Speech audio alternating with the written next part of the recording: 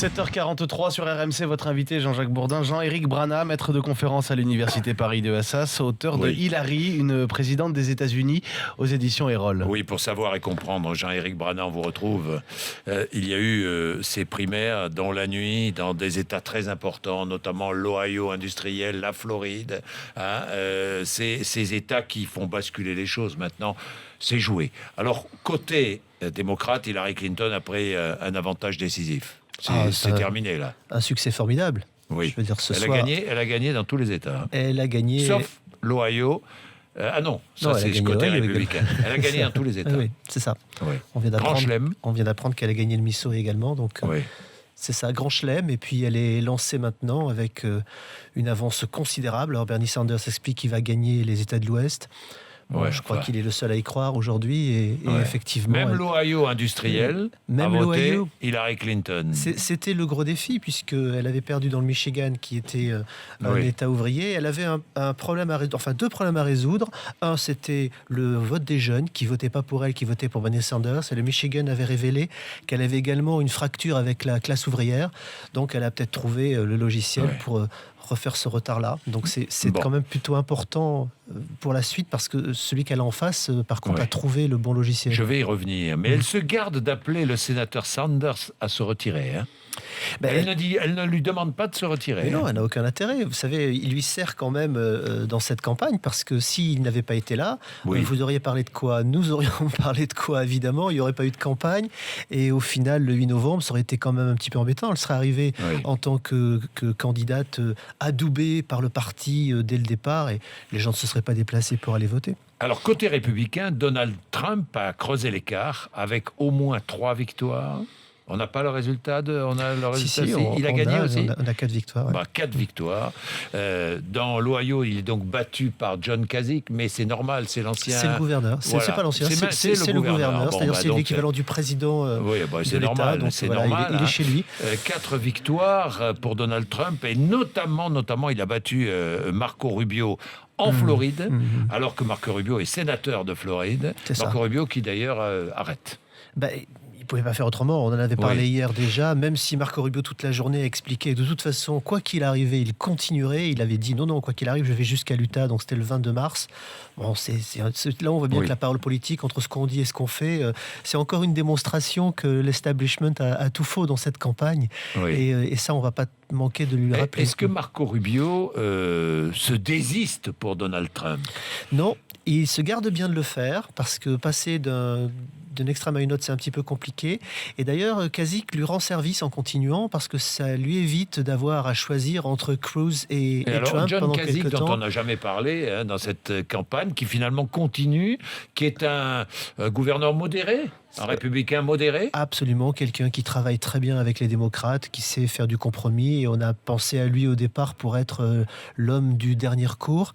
Je pense personnellement que c'est une erreur. L'homme du dernier recours. Mais non, il sera Imaginons pas que Rubio se rallie à lui. Imaginons que Ted Cruz se rallie à lui, ce qui serait assez étonnant. Et que Donald Trump a un accident, comme ça vous avez la totale. Non, je crois qu'il va rien se passer. Non, c'est une erreur de la part de Kasich, puisque ce qu'il fait, c'est de poursuivre une course à 3 et le bénéficiaire c'est Donald Trump, donc Donald Trump est ravi, il pensait donc d'avoir perdu dans l'Ohio, que Kasich continue, ce qui fait que Ted Cruz a un autre personnage en face de lui, c'est pas une course à 2 dans laquelle Ted Cruz aurait pu engranger. Vous savez, si hier soir il y avait une course à 2, Ted Cruz aurait gagné au moins 2 États. La course était serrée et les voix que vole Kasich auraient été à Ted Cruz. Il a gagné largement, j'ai pas regardé les scores, Trump. Il a gagné largement dans les États où il a gagné. Oui, il a gagné très largement, à part dans le Missouri. Missouri hier soir, vous savez, le Missouri c'est un état du centre où les gens pensent centre et puis ils font un vote centre 50-50 donc jusqu'à la fin, mais ça c'était classique, c'est comme ça à chaque élection avec le Missouri, donc on n'a pas eu vraiment de surprise là-dessus. Et Cruz il est définitivement battu. Cruz est battu pour l'arrivée finale, il n'est pas battu pour ce qu'il voulait faire dans cette campagne, c'était briller, c'était sa première candidature en tant que président, c'est ce qu'on appelle un junior senator, ça veut dire que c'est pas très longtemps qu'il est sénateur non plus, et il a fait plus que briller, puisque c'est un brillant second quand même. On aura donc Hillary Clinton, Donald Trump. On aura Hillary Clinton, Donald Trump. À l'automne. Absolument, le 8 novembre. C'est certain maintenant. C'est absolument certain. C'est absolument certain. Bien, d'ailleurs, j'ai vu qu'Hillary Clinton avait commencé à attaquer Donald Trump. Déjà. Elle a commencé un petit peu avant déjà, et Donald Trump de même. Ils savent tous les deux depuis déjà au moins un mois qu'ils seront l'un en face de l'autre. Est-ce que le Parti républicain va donner les clés du parti à Donald Trump? Est-ce que le Parti républicain va le soutenir vraiment? Je ne sais pas ce qu'est le Parti républicain. Il y avait un Parti républicain pendant un temps aux États-Unis, mais depuis 3 semaines, il n'y en a plus. Vous avez peut-être remarqué, il y a le parti de Trump, et je fais souvent cette plaisanterie, mais il y a plus de parti. Ils vont essayer de se mettre derrière lui pour le soutenir, mais ça va être un soutien un petit peu comme on avait eu avec Ségolène Royal, si je peux me permettre cette remarque-là. C'est-à-dire on soutient sans soutenir. La seule chance pour Donald Trump, ce serait de choisir le bon vice-président, c'est-à-dire la personnalité modérée de l'establishment qui lui ramènerait le parti qui actuellement est en reflux et n'a surtout pas envie. John Kasich pourrait être un bon prétendant. Je le pensais jusqu'à il y a 3 jours, mais le soutien de Mitt Romney a certainement freiner un petit peu John Kasich, donc on va peut-être moins penser à lui. Figurez-vous que je pense à un autre, je pense au Cubain de Floride qui s'est retiré ce matin, Marco Rubio, c'est ça, et qui pourrait très bien revenir en tant que prétendant vice-président de Donald Trump, après tout ce qu'ils se sont dit.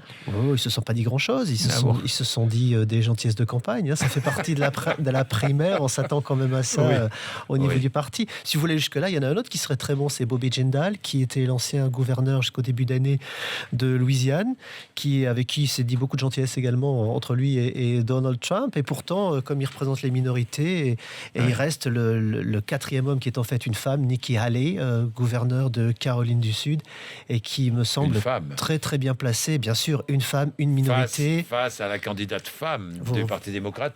D'ailleurs, vous publiez un livre sur Hillary Clinton. J'ai publié l'été dernier un livre. Qui s'appelle, le titre? Une présidente des États-Unis avec un point d'interrogation. Avec un point d'interrogation. J'ai remarqué aussi, ce sera le dernier point que je vais soulever, que les Noirs ont voté Hillary Clinton. J'ai vu 80-90%. C'est ça, 80%. Et beaucoup d'hispaniques aussi. Mais oui, et ils ont même voté pour Hillary Clinton plus qu'ils ne votaient pour Barack Obama. Mais elle leur promet en fait la poursuite de ce qu'a commencé Barack Obama, là où il n'a pas réussi à mettre en place, puisque le Congrès était contre lui. Elle dit, écoutez, on va poursuivre le rêve et on va effectivement aller vers la réalité. Là aussi, il y a une vraie attente de la part de la communauté afro-américaine vis-à-vis d'Hillary Clinton. Bien, Jean-Éric Brana, merci. Merci, c'est une analyse, c'est passionnant. Ça va être passionnant, ce face-à-face entre Hillary Clinton et Donald Trump. Inédit, on n'imaginait pas ça. Et très difficile, je pense. Et très difficile, très serré, vous pensez? Très serré, oui. Je pense que c'est la Floride qui fera la différence à la fin. On pourrait faire une émission où je vous expliquerai le collège électoral et pourquoi Donald Trump a de vraies chances d'être président. On le fera. Mais avec grand plaisir. On le fera. Merci à vous. 8h moins 10.